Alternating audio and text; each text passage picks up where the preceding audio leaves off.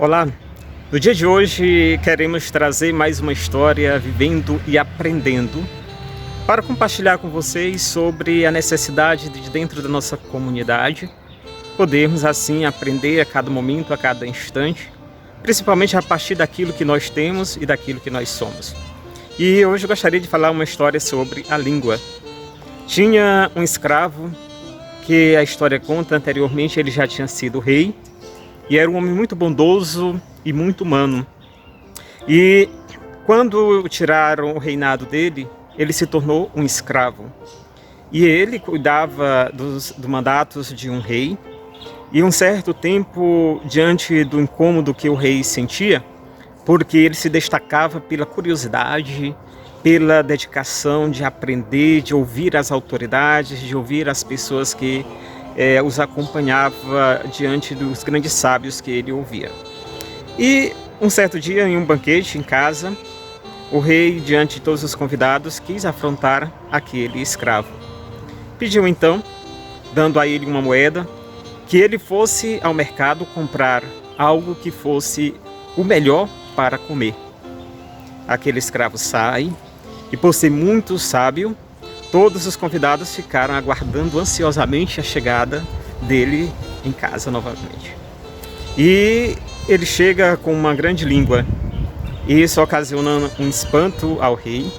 E o rei, furioso, questiona a respeito daquilo que ele estava querendo fazer, um afrontamento diante dos convidados, e pediu para que ele se explicasse.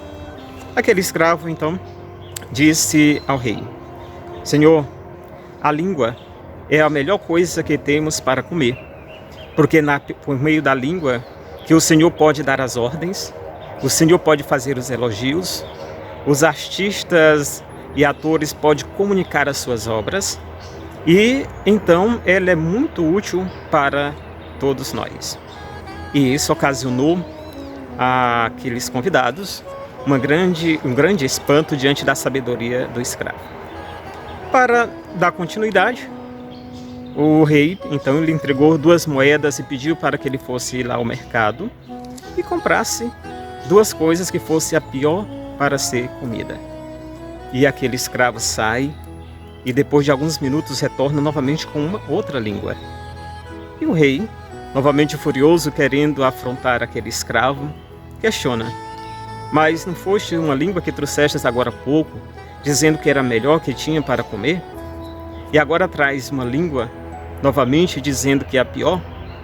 E aí onde o escravo explicou: é pela língua que sai as maldições, as más palavras, que sai todo tipo de maldade, de inveja.